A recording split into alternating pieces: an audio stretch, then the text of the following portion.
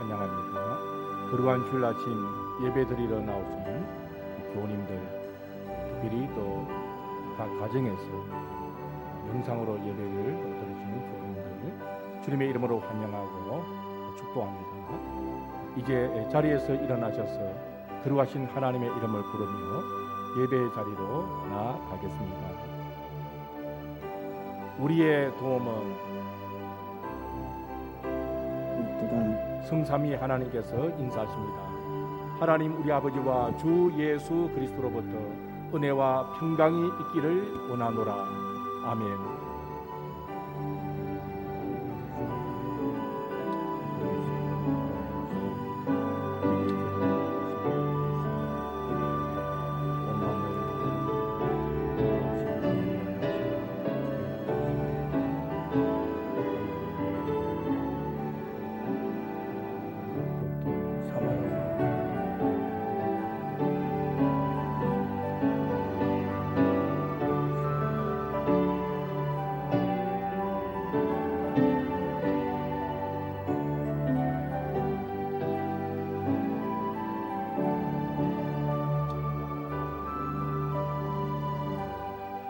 찬송 15장으로 하나님께 영광을 돌리시겠습니다.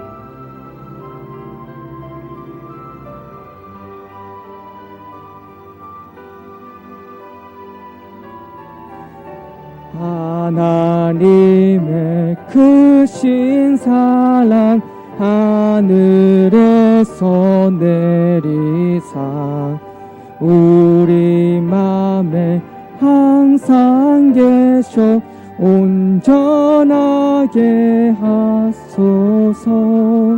우리 주는 자비하사 사랑 무한하시니 두려워서 떠는 자를 구원하여 주소서.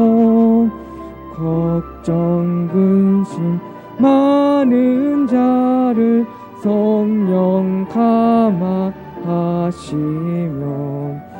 복과 은혜 사랑받아 평안하게 하소서. 처음과 끝이 되신 주님 항상 인도하셔서 마귀 유혹 받는 것을 속히 끊게 하소서.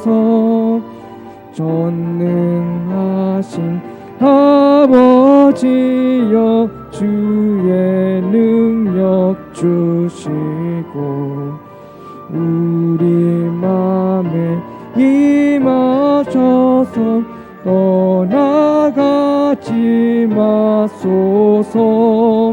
주께 영광 항상 돌려 천사처럼 섬기며 주의 사랑 영영토록 찬송하게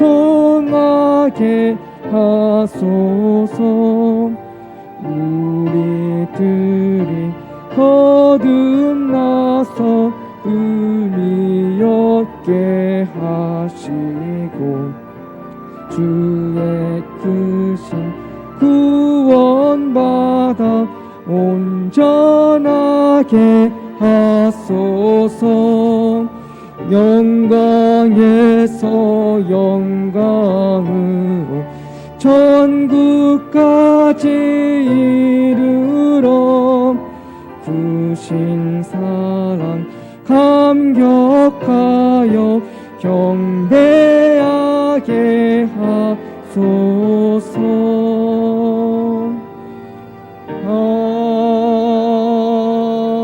아멘.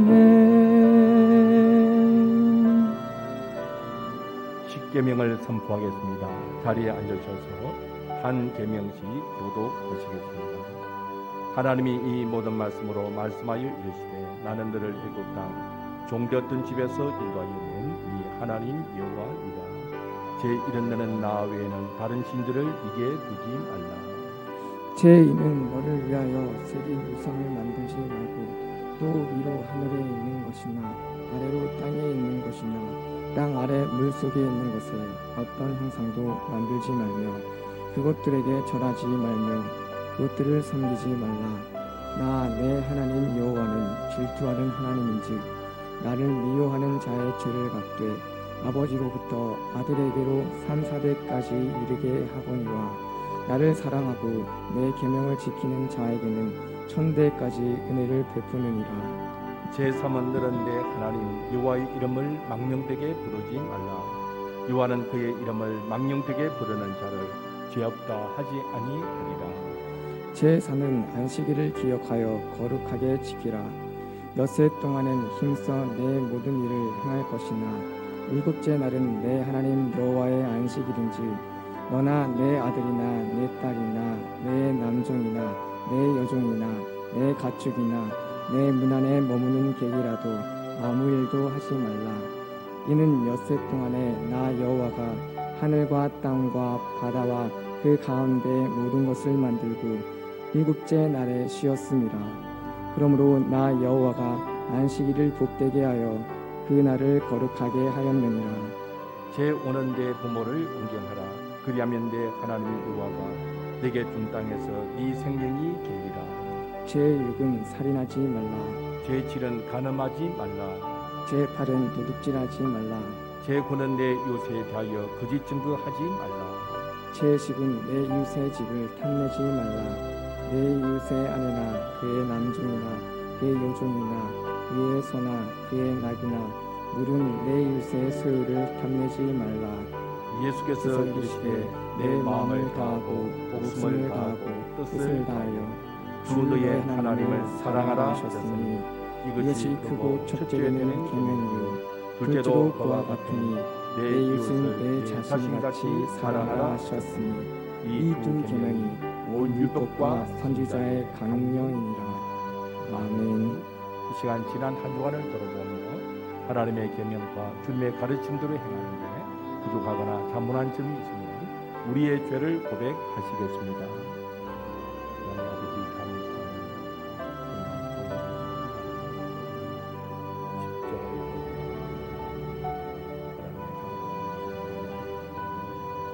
하나님 아버지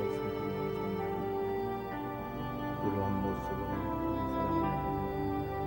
지난 한 주간의 삶 모습을 부족한 모습을 하나님께 감사합니다. 하나님께 신뢰를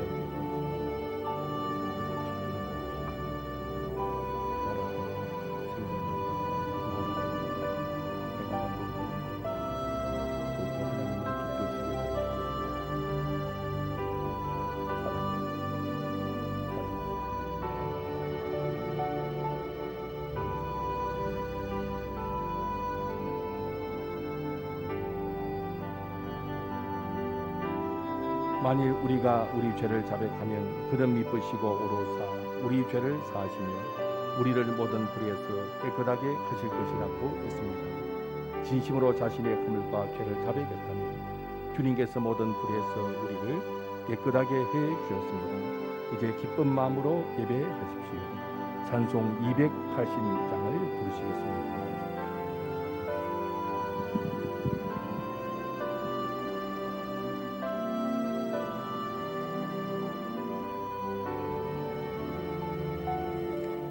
주 예수님 내 맘에 오사 날 붙들어 주시고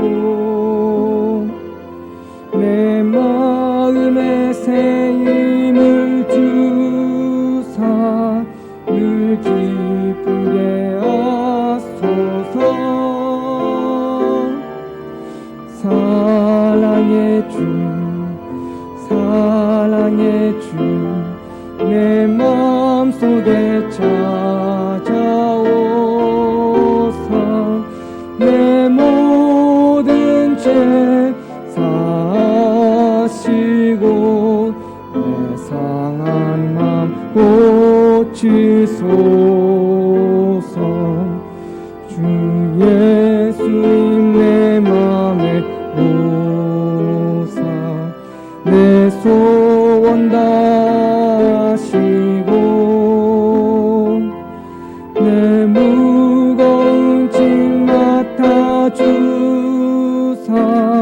참 평안을 주소서. 사랑의 주 사랑의 주 내 마음속에 찾아오사 내 모든 죄 사시고 내 상한 맘 고치소서. 주 예수님 내 맘에 오사 날 정결케 하시고 그 은혜를 내 맘에 채워 늘 충만케 하소서. 사랑의 주 사랑의 주 내 마음속에 찾아오사 내 모든 죄 사시고 내 상한 맘 고치소서. 주 예수님 내 맘에 오사 내 길 인도하시고 주 성령을 내 맘에 채워 늘 충만케 하소서. 사랑의 주 사랑의 주 내 마음속에 찾아오사 내 모든 죄 사시고 내 상한 맘 고치소서.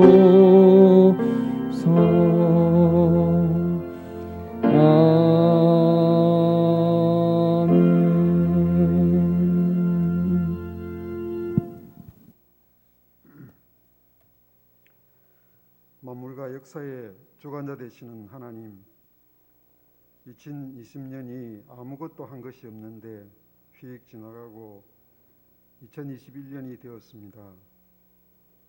지난해는 육안으로 볼 수 없는 바이러스와 싸우느라 제대로 움직이지도 못했던 사람들의 모습이 너무 안쓰러웠습니다. 그럼에도 불구하고 새해를 맞게 하시니 감사드립니다.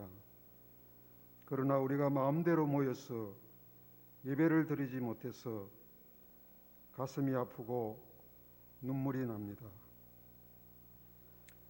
그동안 첨단 과학이다, 인공지능이다 하면서 기고만장했던 인간의 문명이 전염병으로 무너지는 것을 보면서 하나님의 전지전능하심을 다시 실감합니다. 하나님은 기묘자이시며 전능하신 분이십니다. 찬양과 경배를 영원토록 받아 주옵소서. 전염병이 발생한 후 교회는 더욱더 하나님의 자비와 긍휼을 간구했지만 세상이 교회를 감염의 한 집단으로 치부하고 예배를 막으니 속상하고 안타깝습니다. 기독교 정신을 바탕으로 살아온 미국과 유럽의 교회가 세속화로 코로나의 심각한 어려움을 처한 것을 보고도 한국 교회가 이 국가에 어떤 영적 영향을 끼치고 있는지 알지 못하는 이 정부를 주님 깨우쳐 주시고 진실을 바로 알게 하여 주시옵소서. 코로나의 치료와 예방을 위해서 많은 의료인들이 노력하지만 수많은 사람들이 목숨을 잃고 있다는 소식이 우리를 슬프게 하지만 방역을 핑계로 하나님을 예배하고 사랑과 정의를 실천하지 못했음을 심히 후회하오니 우리를 불쌍히 여기시고 용서해 주시옵소서. 예수님, 담임 목사님과 보교육자님들, 장로님들과 재직들, 그리고 성도들을 하나님의 명령을 따르면서 복된 미래로 전진하는 공동체로 세워주심을 감사합니다. 이 안에 고신의 정신과 순기를 지키면서 성령 충만하여 말씀에 순종하고 겸손히 교회를 섬기며 이웃을 전도하여서 하나님을 기쁘시게 하는 교회 되게 하여 주시옵소서. 각자의 은사에 따라 필요한 은혜도 주셔서 이 땅의 교회를 굳게 세우는 데 유용한 도구로 사용하시옵소서. 지금까지 담임 목사님을 주님의 사랑으로 안으시고 성령으로 인도해 주셔서 감사드립니다. 말씀을 전하실 때 주님께서 능력으로 임하시고 예배의 모든 시간을 영과 진리로 충만하게 하옵소서. 또한 영상으로 함께하는 성도들에게도 같은 은혜를 내려 주시옵소서. 하나님, 올 한 해도 교회가 해야 할 일들을 계획하게 하여 사오니 우리의 믿음이 부족해서 감당하지 못하는 일이 없도록 주님께서 우리를 인도해 주시옵소서.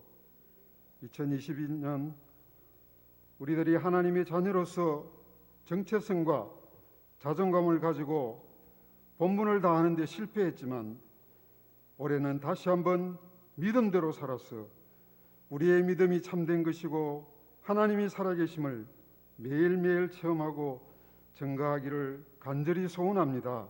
은혜 내려 주시옵소서. 그래서 올 연말에는 하나님께 칭찬받는 하단교회가 되게 하여 주시옵소서. 코로나로 인한 이 어려움과 육신의 나약함, 선교와 전도의 장애들을 능히 이기게 하셔서 승리의 함성을 지르게 하실 우리 주 예수 그리스도의 이름으로 기도드렸습니다. 아멘.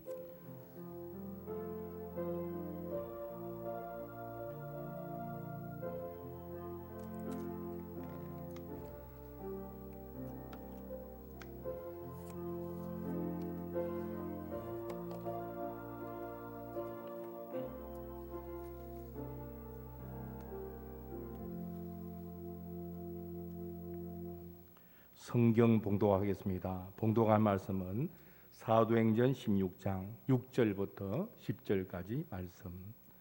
신약 성경 215면 사도행전 16장 6절부터 10절까지 말씀을 봉독하겠습니다. 성령이 아시아에서 말씀을 전하지 못하게 하시거늘 그들이 버루게아와 갈라디아 땅으로 다녀가 무시아 앞에 이르러 비두니아로 가고자 애쓰되 예수의 영이 허락하지 아니하시는지라.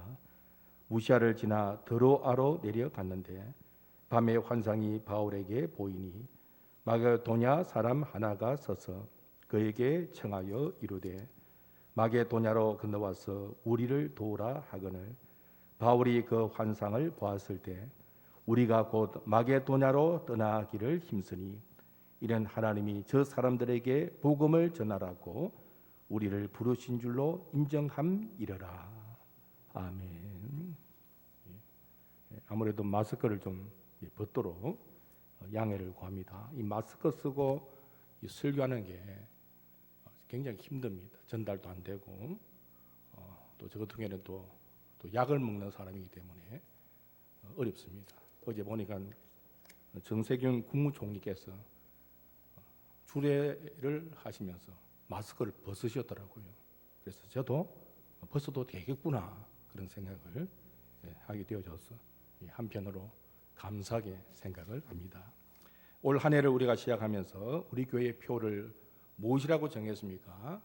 하나님을 기쁘시게 하는 건강한 교회, 그렇게 표를 정했습니다. 당회가 정책 당회를 하면서 올해 우리가 어떻게 하나님의 일들을 할 것인가, 특히 선교하는 일에 우리가 더욱더 힘쓰자, 그런 분위기로 정책당을 하면서 국내 미자리 교회는 두 곳을 더 늘려서 지원을 하게 되어지고 또 선교사님도 한 분을 더 늘려서 지원을 하게 되었습니다. 기관은 그대로 그렇게 하게 됐는데 월 535만 원입니다. 그러니까 이제 연 6,420만 원. 우리 늘 해오던 일보다 조금 더 그래 선교하자. 코로나로 인하여 어렵지만은 선교하자 그런 마음을 모았습니다. 어느 교회에 지원을 하기로 결정하고 자 연락을 들으니까 그 교회 목사님이 얼마나 고맙게 생각하시는지 우리 교회에 청원서를 넣으라고 제가 말씀을 드리는데 제게 도착하지 않았어요. 그럼에도 불구하고 우리 당회가 그 교회를 지원하기로 결정하고 제가 통보를 하게 됐는데 목사님이 하신 말씀이 30곳에 지원을 청원을 했다는 것입니다. 그런데 연락이 온 곳은 하단교회밖에 없습니다. 또 알고 보니 청원서를 목사님이 받지 않은 가운데 지원을 해주시다니까 또 감사합니다. 그런 말을 하셨습니다. 한편으로는 감사하기도 하고 한편으로는 안타깝기도 하고 교회들마다 힘들어서 각 교회들도 힘들지만은 이 미자리 교회들이 개척 교회들이 힘들구나 그런 생각을 하게 되어졌습니다. 연 6,420만 원 그런 선교를 하기로도 이제 결정을 하고 더 열심히 또 선교하겠다. 그래서 당에서 결정한 것이 이 우간다 선교입니다. 미션 우간다. 그래서 우간다의 교회 한 곳을 개척하고 우물도 우리가 모아둔 2천만 원 가지고 2곳을 파주겠다는 것입니다. 그래서 우물 2곳 파고 2천만 원 이미 우리가 헌금을 모아놨습니다. 그리고 2천만 원만 드리면은 또 교회 개척이 가능하다는 것입니다. 그래서 4천만 원을 우리가 예산을 잡아서 올해는 우간다의 해외의 아프리카에 개척교회도 하나 세우고 또 우물도 2곳을 파자 그런 뜻을 모았습니다. 교회 안에 우물을 파면은 그 우물 때문에 사람들이 몰려오고 그로 인하여 선교가 되어진다는 것입니다. 그래서 우물 팔 곳을 지금 찾고 있는데 사역하시는 선교사님은 김세연 선교사님, 부인은 노미정 선교사님이십니다. 그래서 우물을 팔 곳을 정하셔가지고 어디 팔까 지금 준비를 하고 계신답니다. 김세연 선교사님은 재미고신총회 파송 선교사로 사역을 하시는데 박사기도 가지고 계시고 굉장히 헌신적으로 사역을 하시는 그런 선교사님이십니다. 더 나아가서 북한 선교도 해야겠다. 그래서 또 당회가 정책 당회를 하면서 탈북민 신학생 신학대학원에 고려신학대학원에 3학년 가운데 또 학생 한 분이 있습니다. 이 학생을 매월 20만 원, 그래서 연 240만 원의 장학금을 지원하자 그런 뜻을 모았습니다. 왜 당회가 이렇게 뜻을 모아서 선교하기로 결정을 하게 되었겠습니까? 하나님이 기뻐하시는 것이 선교입니다. 힘들다고 선교를 안 하면 하나님이 기뻐하지 아니하십니다. 오늘 설교 제목은 건너와서 우리를 도라라고 잡았지만은 사실 설교 제목은 하나님을 기쁘시게 하는 선교. 선교는 하나님을 기쁘시게 합니다. 우리가 복받는 비결이 뭐겠습니까? 교회가 부흥하는 비결이 뭐겠습니까? 하나님을 기쁘시게 하면은 교회가 부흥하지 않겠습니까? 우리 성도들이 복을 받지 않겠습니까? 하나님은 홍해도 가르시고 여리고성도 무너뜨려내시고 없는 것도 있는 같이 부르신 하나님이신데 코로나 때문에 우리가 경제적으로 어려움을 당하게 하시고 코로나 때문에 우리가 병들게 하시고 그렇게 하시는 하나님은 아니지 않겠습니까? 우리가 선교하면 하나님이 정말 살아계신 하나님께서 그 살아계심의 그 역사를 우리에게 보여줄 줄 믿고 올해는 힘들지만은 더 선교하자 그런 뜻을 목에 되어진 것입니다. 지난 한 해도 하나님이 은혜를 부으셨어요. 우리 성도들이 얼마나 하나님 앞에 헌신했던지 재정의 부족함이 없이 또 선교를 해왔고 또 좀 남아가지고 올해는 이제 더 선교를 열심히 하자 그런 뜻을 모으게 됐는데 올 한 해도 불확실한 한 해를 보내지만 더 선교에 힘쓰는 저와 여러분이 되시기를 주의 이름으로 축복합니다. 본문 말씀 보면 사도 바울이 2차 전도 여행을 하면서 1차 전도 여행을 다녔을 때 복음을 전했던 아시아 지역에 더 복음을 전하기를 원했습니다.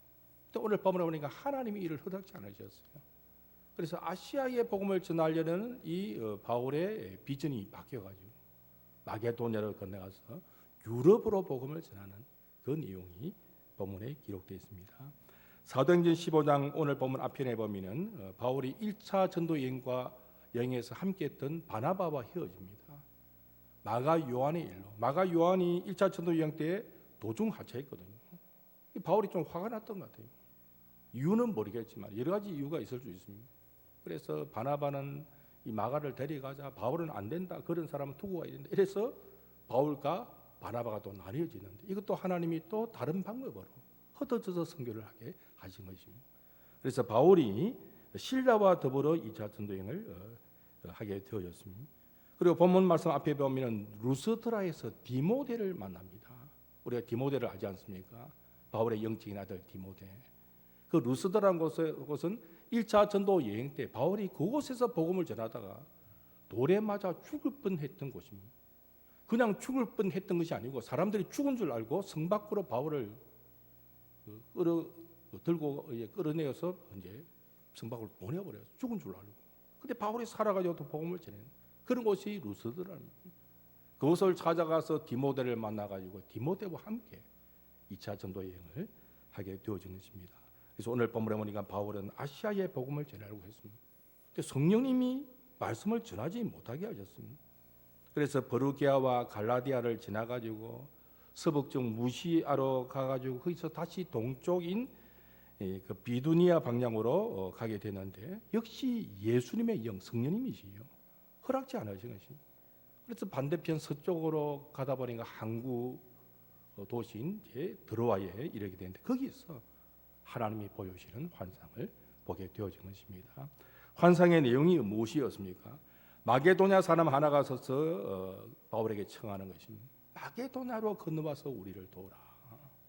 그 환상을 보고 바울이 그의 생각을 바꾸는 것입니다. 아, 이게 하나님의 부르심이구나.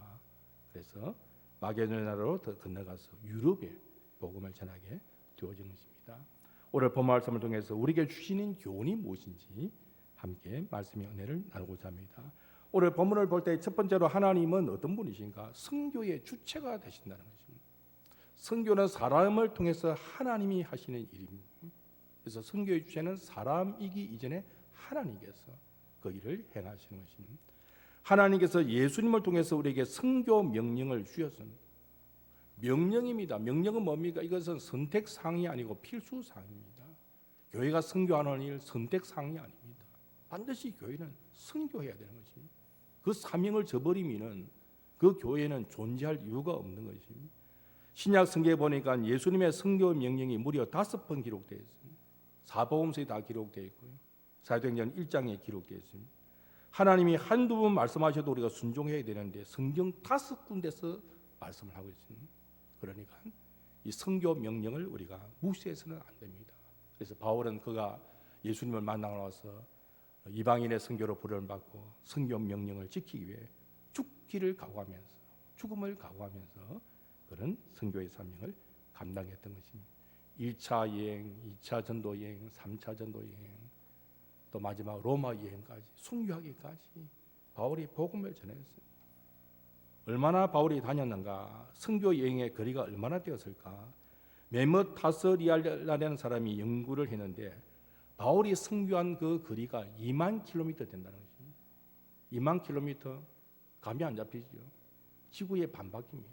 지구의 반바퀴를 돌았다는 것입니다. 부산과 서울이 보통 고속도로 하면 430km 하는데 400km 잡더라도 부산 서울 간의 거리를 400km 잡더라도 무려 50분 다녀온 그 거리입니다. 그 당시에는 뭐 비행기가 없죠. 자동차가 없던 시대 아닙니까? 물론 배는 타고 다녔어요. 어마어마합니다. 1995년도 제가 터키 지방을 이제 선교행을 이제 이스라엘 이제 겸해서 다녀왔을 때 버스를 밤새도록 13시간을 탔어요. 거기가 터키였습니다. 거기가 바울이 선교한 지역이었습니다. 호텔에 새벽 한 4시쯤 도착했어요. 그래가지고 한 3시간 자고 깨어나서 또 움직여야 되니까 이거는 뭐 여행이고 뭐고 화가 나가지고요 지쳤어. 만사가 귀찮더라고요. 그때 느꼈습니다.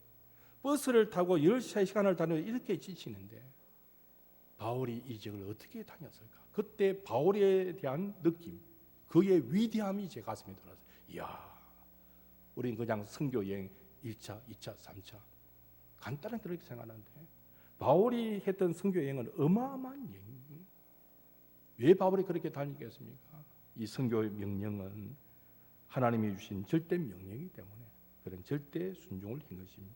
그리고 이 선교는 이미 오늘 본문을 통해서 우리가 아는 바대로 하나님의 뜻대로 되는 것이지 사람의 뜻대로 되는 것은 아닌 것입니다. 선교의 주체는 하나님이십니다.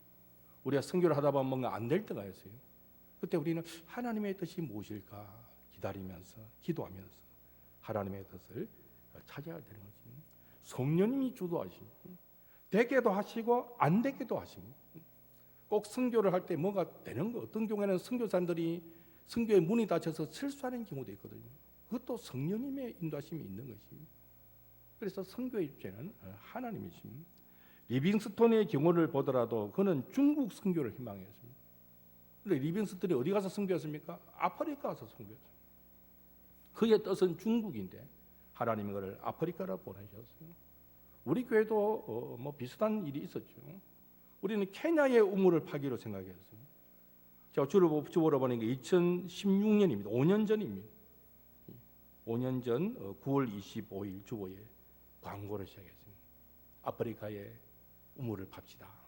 저금통을 나눠드리고 그때부터 시작했는데 이게 하다 보니까 뭐 여러 가지 이제 이유가 생기는 거지. 그래서 케냐 우물 파기를 포기하고 모금만 해놓고 기다렸는데 때가 되면 또 하나님이 우간다의 선교사님을 또 만나게 해주시고 우리 당에서 또 선교사님의 설교를 듣고 그런 가운데 이 우간다의 우물을 파야겠다 그런 이제 결정을 하게 되어진 것입니다. 이 우간다와 케냐는 붙어 있습니다. 케냐의 이제 왼쪽에 케냐가 오른쪽이고 우간다는 왼쪽에 있습니다. 근데 김세현 선교사님 말씀 들어보니까 아프리카에 이슬람의 이 세력들이 계속 남하를 하고 있답니다. 그런데 이 케냐와 우간다가 이렇게 붙어 있는데 그 이슬람들이 내려오는 것을 이제 막는 하나의 선으로 그렇게 되어 있다는 것입니다. 그래서 우간다에 복음이 전해지고 있습니다. 케냐도 마찬가지고요. 그래서 하나님이 이제 우간다에 우물을 이제 파도록 허락하시고 아울러 이왕 우물 파는 거 교회도 하나 개척하십시다. 작년에 하나님이 또 은혜를 주셔서 그런 결정을 하게 되어진 것입니다. 어쨌든 선교는 하나님이 기뻐하시는 일입니다. 하나님이 행하시는 일입니다. 그래서 우리 교회와 우리 성도들이 선교 명령을 지켜 행할 때 하나님을 기쁘시게 드리고 하나님을 기쁘시게 드리면 뭐 결과는 우리가 안 봐도 뻔하지 않습니까? 하나님을 기쁘시게 드리면 하나님이 우리 교회 위에 더 은혜를 베푸실 것이고 우리 성도들에게도 더 은혜를 베푸실 것을 믿어 의심치 않는 것입니다. 두 번째로 오늘 말씀 보니까 교회는 선교의 비전을 품어야 됩니다. 하나님께서 바울에게 선교 환상을 보여주신데 마게도냐 선교 환상을 보여주셨습니다. 이것은 하나님이 유럽을 향한 선교의 비전을 바울이 갖도록 한 것입니다. 바울은 아시아의 비전을 갖고 있었습니다. 하나님은 그의 비전을 유럽 쪽으로 바꾸셨습니다. 세속적인 비전과 우리의 비전은 다릅니다. 세속 사회에서는 비전이 뭡니까? 자기가 개인적으로 기대하는 목표치, 그것이 비전입니다. 내가 이 정도의 목표를 이루겠다. 자기 나름대로 비전을 가지고. 그런데 성경이 말하는 비전은 그런 게 아닙니다. 우리가 받는 비전은 물론 개인적으로 갖는 어떤 목표가 있겠지만 하나님이 보여주시는 것이 진정한 비전입니다. 비전이 뭐냐? 하나님께서 자기 백성에게 보여주시는 큰 그림이다. 그렇게 말을 하기도 합니다. 그리고 우리 모두에게 주어진 비전은 바로 선교 비전을 하나님이 우리에게 주신 것입니다. 어떤 학생에게 물어봅니다. 앞으로 꿈이 뭐냐? 저는 꿈이 없습니다. 비전이 없다는 것입니다. 우리는 비전이 없을 수가 없어요. 우리에게 공동적으로 우리 모두에게 주어진 그런 비전이 뭐냐? 선교의 비전입니다. 우리는 왜 사느냐? 이 땅에 사는 목적이 하나님의 나라를 이루기 위해 사는 거지. 뜻이 하늘에 이루어진 것처럼 땅에서 이루어지도록 하나님 나라가 확장되도록 그런 꿈을 가지고 사는데 각자 역할이 다릅니다. 목사는 목사로서, 의사는 의사로서, 학교 선생님은 학교 선생님으로서. 각자의 전문 분야를 가지고 선교의 목적을 함께 이루어가는 것입니다. 선교의 목적은 뭐냐? 하나님의 나라 완성입니다. 그 목표를 향하여, 그 비전을 향하여 우리가 함께 역할을 다하는 것입니다. 특히 교회는 이 선교의 사명을 가지고 복음을 전하고 하나님의 일들을 감당을 해야 되는 것입니다. 그래서 우리는 귀를 기울여야 됩니다. 오늘 본문 말씀처럼 건너와서 우리를 도우라. 건너와서 우리를 도우라. 그 누군가가 우리 하단교회를 향하여, 우리 각자를 향하여 외치고 있습니다. 건너와서 우리를 좀 도와달라. 요새는 제 마음속에 이 하단 일동에 분명히 결식 아동들이 있지 않겠는가, 독거 노인들도 있지 않겠는가, 그런 생각을 이제 하면서 언젠가는 우리 교회가 적어도 하단 일동 정도만큼 밥 굶는 아이들이 없어지고 외로워서 참 그렇게 사는 독거 노인들도 외롭지 않도록 만드는, 그게 교회의 사명이 아닌가, 그런 생각도 해보게 되고, 누군가가 우리의 도움을 필요로 하는 것입니다. 건너와서 우리를 도우라. 이런 외침을 듣고 이런 절규를 듣고 선교의 꿈을 함께 꾸어 나가는 것이 건강한 교회고 하나님을 기쁘시게 하는 교회가 되어지는 것입니다. 당시 마게도냐는 사실은 부족함이 없는 곳이었습니다. 문명이 발달한 곳이고 유럽으로 들어간 관문 지역이 마게도냐입니다. 그리스 최대 정복자, 우리가 잘 아는 알렉산더 대왕이 마게도냐 출신입니다. 세계를 정복한 그런 왕이지 않습니까? 그 당시에 헬라 문화가, 정치적으로는 로마가 세계를 지배했지만 문화는 헬라 문화가 지배했습니다. 그 중심에 마게도냐가 있었습니다. 겉으로 볼 때는 이 마게도냐 사람들은 도움이 필요 없는 사람들입니다. 아주 화려하고 부족한 것이 없습니다. 그런데도 참 그들의 삶은 공허했습니다. 진리를 추구하여도 마음에 공함이 있고 온갖 우상을 섬겨야 되고 인간의 지식으로도 진리를 얻고자 하지만 채울 수 없는 공함이 그들에게 있었습니다. 오늘 본문에 마게도냐 사람이 나타나서 마게도냐에 들어가서 우리를 도우라는 것은 마게도냐 사람이 직접 그렇게 말한 것은 아닙니다. 하나님이 그 마게도냐 사람의 실상을 보여주는 것입니다. 겉으로 볼 때는 마게도냐가 참 유럽의 그 관문이고 부족함이 없는 것 같지만 실상은 그들이 공황 가운데에 복음이 필요한 자들이다. 그런 뜻으로 하나님이 환상을 바울에게 보여준 것입니다. 바울은 깨달았습니다. 바울은 하나님의 뜻을 깨닫고 나는 아시아에 복음을 전하겠는데 정말 복음이 필요한 것은 마게도냐이구나. 그런 하나님의 부르심을 인정하고 그의 동역자들이 함께 일치 단결하여 유럽으로 끝나게 되어진 것입니다. 우리는 우리의 사역과 봉사를 교회 안에만 머물러 있어서는 안 됩니다. 교회 안에서도 열심히 우리가 봉사해야죠. 하나님은 그렇게만 머물러 있는 것을 원하지 않으십니다.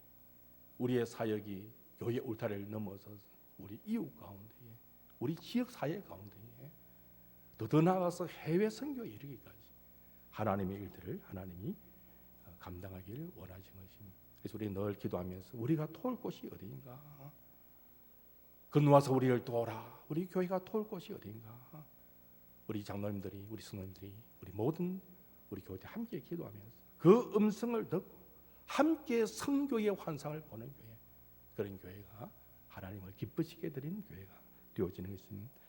세 번째로 마지막으로 하나 더 생각하는 것은 교회는 선교를 위하여 기도해야 된다는 것입니다. 선교는 그냥 돈으로만 이렇게 물질로 도와주고 끝나는 것이 아닙니다. 이제 우리가 본격적으로 또 해야 할 일이 뭐냐, 재정 지원도 중요하지만 정말 기도로 돕지 않으면 선교는 감당할 수가 없습니다. 바울의 그 역사를 보면요, 바울은 기도로 선교 사역을 감당하는 사람이었습니다. 바울이 마게도냐로 건너가서 전도한 곳은 빌립보입니다. 오늘 본문 뒤편에 보면은 사도행전 16장 11절에 12절에 보면은 드로아에서 배를 타고 떠나갑니다. 그리고 사모드라게로 직행하여 이튿날 네아폴리로 가고 그냥 지나갔던 것 같습니다. 그리고 12절에 보니까 거기서 빌립보에 이르니 그랬습니다. 이런 마게도냐 지방의 첫 성이요, 또 로마의 식민지라 이 성에서 수위를 요하다가, 바울의 선교 전략은 도시 중심이었습니다. 그래서 사모드라게도 지나치고 네아폴리도 그냥 지나가면서 바로 급히 빌립보로 가십니다. 이 빌립보는 오늘 본문에 보니까 마게도냐 지방의 첫 성이다 그렇게 말하고 로마의 식민지로 이야기합니다. 마게도냐의 수도는 데살로니가였습니다. 그러나 실제적으로 으뜸되는 도시는 바로 빌립보였습니다. 로마 식민지라는 이 말은 어떤 의미가 아니라 로마 집정관이 직접 통치하는, 다르게 말하면 황제 직할 도시입니다. 그래서 빌립보 시민들은 자동적으로 로마 시민권을 가지는 그런 특권을 누려서 다른 도시의 사람들이 볼 때 야, 참 부럽다 그렇게 생각하는 곳이 바로 빌립보였습니다. 그래서 바울은 바로 빌립보로 가서 복음을 전하게 되는데, 가서 한 일이 무엇인가? 오늘 보면 뒤편에 사도행전 16장 13절을 보면 기도할 곳을 먼저 찾았습니다. 안식일에 우리가 16장 13절입니다. 안식일에 우리가 기도할 곳이 있을까요? 문밖 강가에 나가 거기 앉아서 모인 여자들에게 말하는데 그랬습니다. 바울이 제일 먼저 한 것은 기도할 곳을 찾았습니다. 이 기도할 곳이라는 것은 이제 회당을 찾았다는 의미입니다. 바울은 가는 곳마다 회당을 먼저 찾았습니다. 뭐 하느냐? 가서 기도하는 것입니다. 회당이 있을까 찾아간 것입니다. 그러다가 모여 있는 여자들을 만나서 복음을 전하려 했습니다. 또 그 여자들 가운데 일꾼 한 사람을 만납니다. 그 사람이 누구냐? 루디아입니다.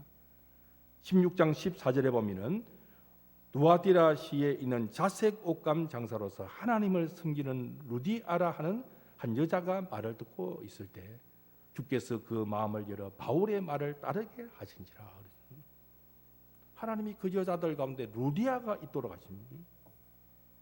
자색 옷감 장사를 했는데, 자색 옷감은 당시에 왕과 귀족들이 쓰는 옷감이거든요. 그러니까 루디아는 그냥 옷감 장사가 아니고 굉장한 사업가입니다. 재력이 있는 사람이라는 것이. 이 루디아를 만나게 합니다. 아시아 때는 어떻게 했습니까? 성령이 말씀을 전하지 못하게 막았는데, 빌립보에 와가지고 루디아를 만나서는 하나님께서 그의 마음을 열도록 만드십니다. 그래서 루디아가 예수를 믿고 어떻게 됐냐?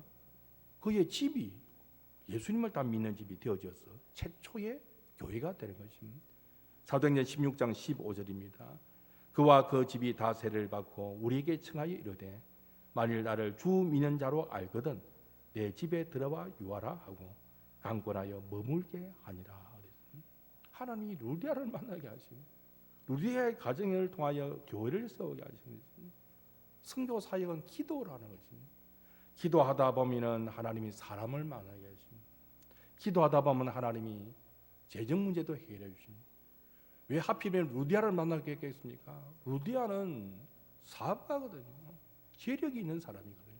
그래서 하나님이 루디아를 붙여주시고, 루디아가 뭐 믿음만 좋은 게 아니라 경제적인 능력이 있으니까 그의 가정을 통하여 빌립보의 첫 교회가 세워지도록 그렇게 하나님이 은혜를 베푸신 것입니다. 그래서 우리는 선교를 위하여 기도해야 됩니다. 기도. 그래서 앞으로 어떤 교회는 이렇게 나라별로 구역도 나라별로 이름을 정해가지고 무슨 나라 구역 뭐 이렇게 하는 교회도 있고, 그래서 우리가 선교사님들이 18분이니까 해외 선교사님 만이라도 이제 위해서 기도하든지, 그래서 지역별로 각 구역이 한 분의 선교사님을 이제 붙들고 또 이렇게 해외 선교를 기도할 수 있고, 또 각 기관에서 또 미자리 교회를 기도하지 않습니다. 어쨌든 우리 기관은 이 교회에서 기도하겠다. 연락도 하고 또 기도 제목도 함께 나누고 또 선교사님들이 그 선교 정보를 얻어서 함께 기도하고 기도로 지원하고 중보기도 팀이 위해서 기도하고 이러면서 선교를 우리가 돕는 그 일을 감당을 해야 되는 것입니다. 그래서 물질도 지원하고 또 더 힘있게 중보기도를 지원하면서 하나님의 나라를 위하여 함께 힘쓰는 선교를 감당할 때 하나님을 기쁘시게 해드릴 수 있는 것입니다. 왜 특별히 선교를 위해서 기도했느냐? 선교는 영적인 전쟁입니다. 선교는 쉬운 게 아닙니다. 목숨을 거는 일입니다. 마귀와의 싸움입니다. 바울이 빌립보에서 전도하다가 어떻게 되었습니까? 두들겨 맞고 옥에 갇히지 않았습니까? 사도행전 16장 16절을 보면 바울이 기도하는 곳에 가다가 점치는 귀신 들린 여종 하나를 만납니다. 그래서 점으로 그 주인들에게 큰 이익을 주는 자인데 계속해서 바울을 괴롭힙니다. 바울이 귀신을 쫓아내버립니다. 사도행전 16장 17절 18절입니다. 그가 바울과 우리를 따라와 소리질러 이르되 이 사람들은 지극히 높은 하나님의 종으로서 구원의 길을 너희에게 전하는 자라 하며 이같이 일어나를 하는지라. 바울이 심히 괴로워하여 돌이켜 그 귀신에게 이르되 예수 그리스도의 이름으로 내가 네게 명하노니 거기에서 나오라니 귀신이 즉시 나오니라. 귀신을 쫓아내버려요. 문제가 생겼어요. 저만한 귀신이 들려 있어야만 이 여종이 점을 치는데 귀신이 떠나는 게 점괘가 안 나오는 거지. 그래서 주인이 화가 나가지고 바울과 실라를 관리들에게 끌고 가가지고 고발합니다. 로마 사람인 우리가 받지도 못하고 행하지도 못한 풍속을 전한다. 거짓말로 고발하니까 바울과 실라가 두들겨 맞고 착고에 묶여가지고 감옥에 갇히게 되는 거지. 근데 바울과 실라가 뭐 했습니까? 한밤중에 기도하고 하나님을 찬송합니다. 복음을 전하다가 억울한 일을 당했는데 그런 가운데서도 선교를 기도로 감당하는 것이 기도하고 찬송합니다. 그러니까 제수들이 다 그것을 들었다 그랬습니다. 놀라운 일이 일어나죠. 갑자기 지진이 일어나가 옥토가 안 달리고 옥문이 다 열리는 거죠. 밤중에 간수가 자다가 그 소리를 듣고 놀라서 뛰쳐와 보니까 옥문이 다 열린 거죠. 그래서 자기가 칼을 빼가지고 자결을 하려고 그러죠. 왜냐하면 죄수들이 다 도망하는데 이게 뒷감당이 안 되는 것입니다. 자기는 죽은 목숨인 것입니다. 그럴 때 바울이 뭐라 말하면 내 몸을 상하지 말라 우리가 다 여기 놀아. 신기한 죄수들이 있죠. 옥문이 열리는데 도망가지 않는 죄수가 어디 있겠습니까? 그래가 이 간수가 충격을 받고 묻지요. 선생들이여 내가 어떻게 하면 구원을 얻게 되겠느냐. 그렇게 말하니까 바울이 뭐라 말합니까? 주 예수를 믿어라. 그러면 너와 내 집이 구원을 얻으리라. 그래서 이 간수의 집이 그날 밤에 예수님을 믿고 다 가족들이 세례받고 또 한 가정이 믿음의 가정으로 세워지는 그런 역사가 있게 되어지는 것입니다. 이와 같이 선교는요 영적 전쟁입니다. 목숨을 거는 일이고요 죽기를 각오하는 일이 선교입니다. 그래서 우리는 선교를 그냥 쉽게 생각할 것이 아니라 물질적으로 재정적으로 지원할 뿐만 아니라 기도의 지원을 계속 해야 돼요. 중보 기도를 하지 않으면 이 선교를 감당할 수 없는 것입니다. 그래서 우리가 앞으로 선교의 비전을 우리가 가지면서 또 선교를 꿈꾸며 기도를 열심히 하는 그런 우리 하단교회가 되어질 때 그런 성도들이 되어질 때 하나님을 기쁘시게 드리고 하나님이 기뻐하시면 어떻게 하겠습니까? 이야 이 하단교회 참 좋은 교회다. 내가 사랑하는 교회다. 그럼 하나님이 교회를 부흥시켜 주는 것이고 우리 성도들의 가정에 막 복을 올 수 있는 것입니다. 그런 은혜를 하나님이 왜 주시겠습니까? 우리가 재정적으로 어려움을 당하면 선교 못 하거든요. 하나님도 그걸 잘 알고 계시는 분이십니다. 그래서 루디아도 붙여주시고 그렇게 하시는 것입니다. 그래서 우리가 하나님을 기쁘시게 드리는 일이 무엇인가? 하나님이 기뻐하시는 선교라는 사실을 생각하고 또 성도에 힘쓰는 우리 모두가 되어져야 겠습니다. 이제 말씀을 맺고자 합니다. 비록 코로나로 인하여 올 한 해도 우리가 어떻게 참 이 위기를 이겨낼지 걱정도 되지만은 그렇다고 해가지고 우리가 선교하는 일을 중단해서는 안 되겠다. 참 감사한 일입니다. 우리 장로님들께서 뜻을 모아가지고 그래도 우리가 선교하십시다.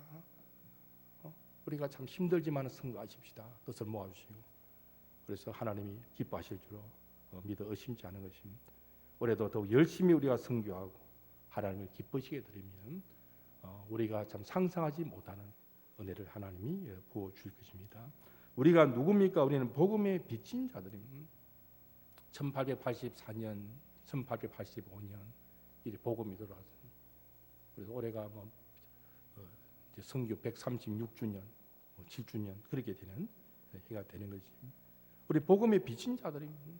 그냥 우리가 예수를 믿은 게 아니라 오래전에 선교사님들이 이곳에 와서 우리에게 복음을 전해주기 때문에 우리가 예수를 믿고 이렇게 많은 하나님 백성들이 생겨나는 우리 대한민국이 되어진 것입니다. 이제는 복음의 빚을 갚아야 됩니다. 부산만 해도 그렇습니다. 부산에 복음을 전한 선교사님 가운데 맥킨지 선교사님이 계시죠. 제임스 노블 맥킨지 호주 출신이십니다.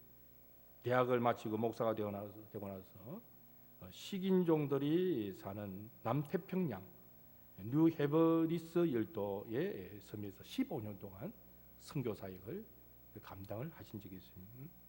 많은 고비를 넘기셨습니다. 야만적인 사람들에게 공격을 받고 주일 아침 예배 전에 총격을 받기도 합니다. 더 안타까운 것은 이제 사모님이 이제 열병으로 세상을 떠났습니다. 그래도 맥킨지 목사님은 선교를 포기하지 않으셨습니다. 아내를 잃고 나서 이제 호주로 돌아가지고 무릎 꿇고 또 기도했어요. 눈물로 기도하면서 하나님 제가 어디로 갈까요? 그런데 맥킨지 선교사님의 마음속에 하나님이 보여주신 그 비전이 부산이었다는 거죠. 저 자그마한 그 당시에 참 우리 88 올림픽이 있기 전까지만 하더라도 대한민국은 세상 사람들이 모르는 나라입니다. 이 작은 조선 땅에 그곳에 부산으로 가라 하는 이제 비전을 받게 되는 것입니다. 그래서 호주 선교회의 이제 이동으로서 1910년도에 부산에 도착이 되어진 것입니다. 이 맥킨지 선교사님보다 앞서 5년 전에 들어온 메리 켈리라는 선교사님과 결혼해가 두 딸을 낳게 되어집니다. 이 맥킨지 목사님은 이제 부산 일원의 헌신증으로 사역을 하면서 특히 한센병 환자들 위하여 평생을 바쳤습니다.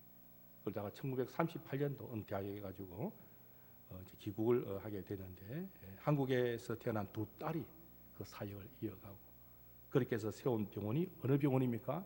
일신기독병원이 세워지게 되어진 것입니다.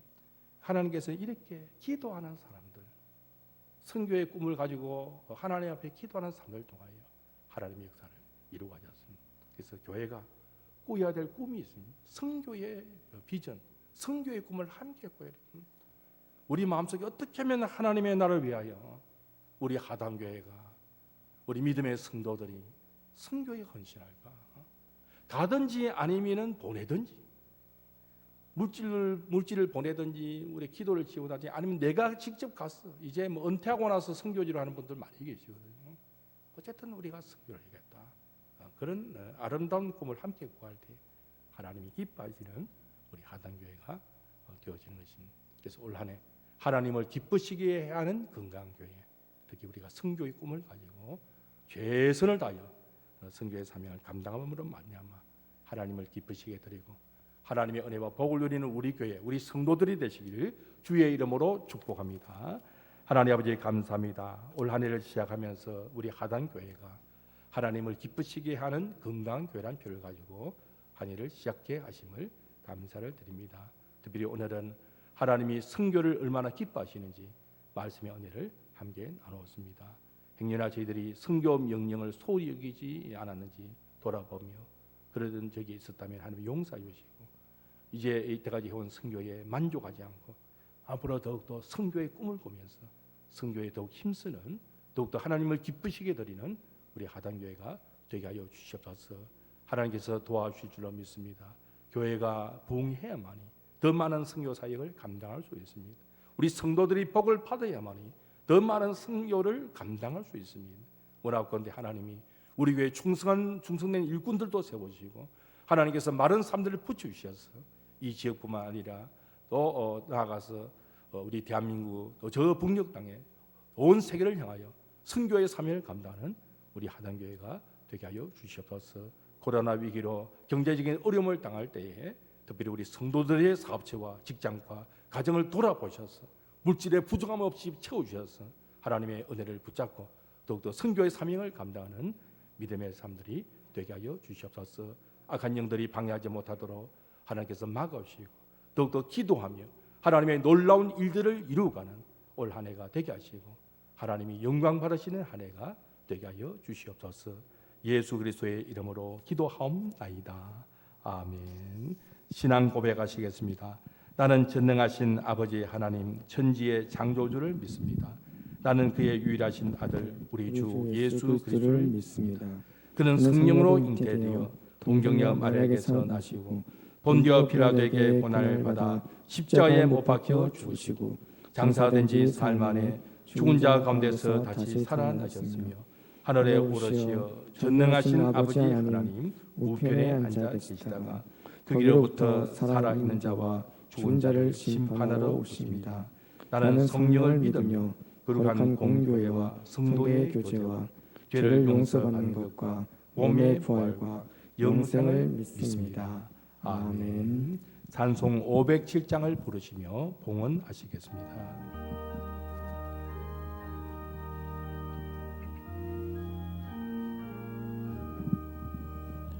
저 북방 얼음산과 또 대양산 오섬 저 남방 모든 나라 수많은 백성들 큰 죄악 범한 민족 다 구원 얻으려 참 빛을 받은 우리 보도라 부른다.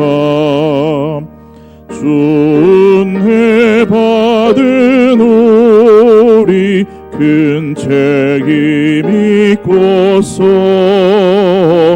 주 예수 참된 구원 전하지 않으려 온 세상 모든 백성 참 구원 얻도록 온 몸과 재산 드려 이 복음 전하자. 만왕의 왕 된 예수 이 세상 오셔서 만 백성 보속하니 참 구주시로다. 저 부는 바람 따라 이 소식 퍼치고 저 바다 물결 따라 이 복음 전하자.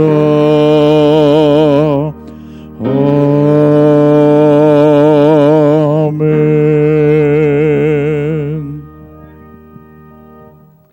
천지 만물의 주자 되신 하나님 아버지, 하나님의 크신 사랑과 은혜에 감사하며 정성껏 헌금을 올려드립니다.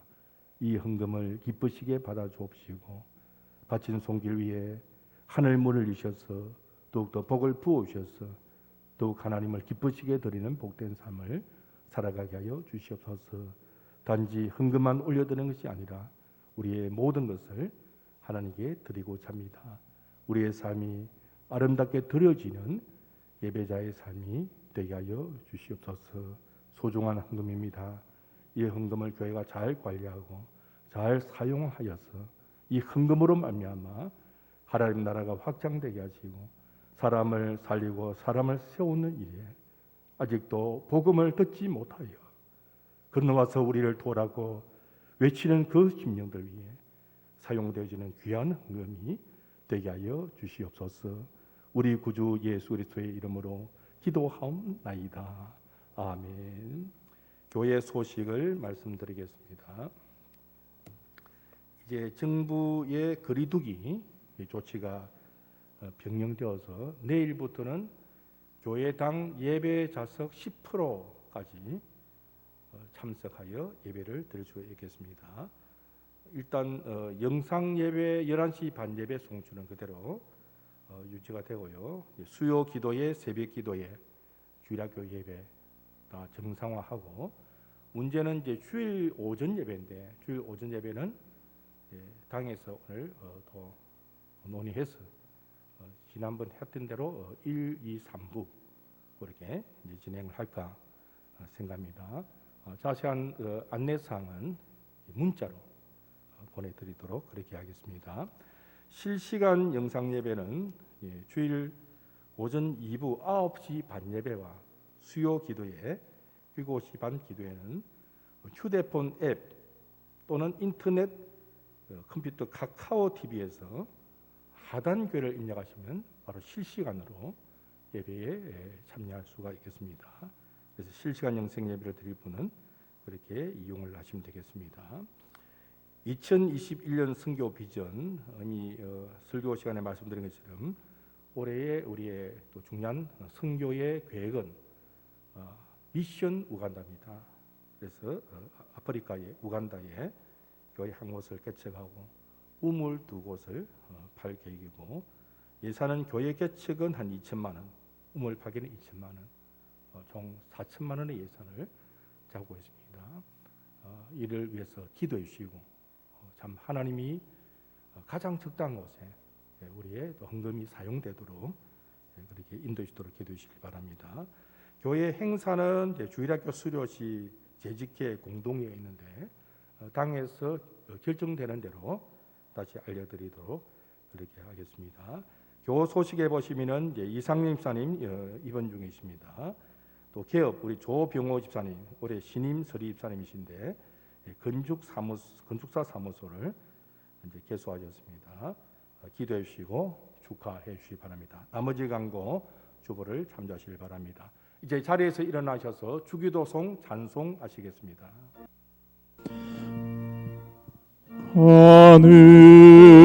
하늘에 계신 아버지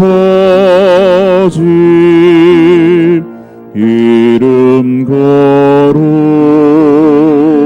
거룩하사 주님 나라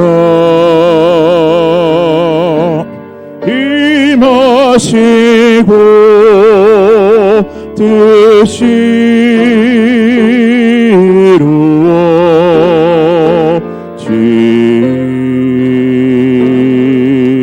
이루어지다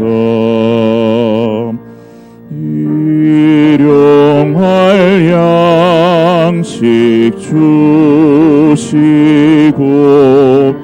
우리들의 큰 죄 다 용서하옵시고 또 시험에 들게 마시고 악에서 구원하소서. 대개 주의 나라 주의 권세 주의 영광 영원히